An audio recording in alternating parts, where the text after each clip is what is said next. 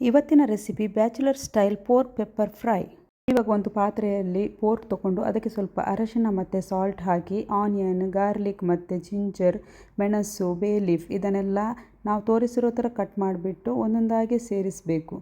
ಎಲ್ಲ ingredients add ಮಾಡಿದ ಮೇಲೆ ಅದನ್ನು ಚೆನ್ನಾಗಿ ಮಿಕ್ಸ್ ಮಾಡಿಬಿಟ್ಟು ಅದನ್ನು ಸ್ಟವ್ ಮೇಲೆ ಇಡಬೇಕು. ಆಮೇಲೆ ಒಂದು ಸಪ್ರೇಟ್ ಪ್ಯಾನ್ ತೊಗೊಂಡು ಅದಕ್ಕೆ ಸ್ವಲ್ಪ ಕೊರಿಯಾಂಡರ್ ಪೌಡರ್ ಮತ್ತು ಕ್ಯುಮಿನ್ ಪೌಡರ್ ಹಾಕಿ ಚೆನ್ನಾಗಿ ಫ್ರೈ ಮಾಡಬೇಕು. ಅದರ ಅರೋಮ ಬಂದ ನಂತರ ಅದನ್ನು ಆಫ್ ಮಾಡಿ ತೆಗೆದಿಟ್ಕೊಳ್ಳಿ. ಪೋರ್ಕ್ ಬೇಯಿಸುವಾಗ ನೀರು ಹಾಕುವ ಅವಶ್ಯಕತೆ ಇಲ್ಲ, ಯಾಕಂದರೆ ಪೋರ್ಕ್ ನೀರು ಬಿಡುತ್ತೆ. ಮುಕ್ಕಾಲು ಬೆಂದ ನಂತರ ನಾವು ಫ್ರೈ ಮಾಡಿದ ಪುಡಿಯನ್ನು ಈ ಬಾಣಲೆಗೆ ಹಾಕಿ ಸ್ವಲ್ಪ ಕೈ ಆಡಿಸಿ ಆಮೇಲೆ ಅದಕ್ಕೆ ಸ್ವಲ್ಪ ಪೆಪ್ಪರ್ ಪೌಡರನ್ನು ಸೇರಿಸಬೇಕು. ಪೋರ್ಕ್ ಚೆನ್ನಾಗಿ ಬೆಂದ ನಂತರ ಅದಕ್ಕೆ ಒಂದು ಲಿಂಬೆ ಹಣ್ಣನ್ನು ಹಿಂಡಿ ಸ್ಟವ್ ಆಫ್ ಮಾಡಿ 5 ನಿಮಿಷ ಬಿಡಿ. ಇವಾಗ ಪೋರ್ಕ್ ಪೆಪ್ಪರ್ ಫ್ರೈ ಸವಿಯಲು ಸಿದ್ಧ.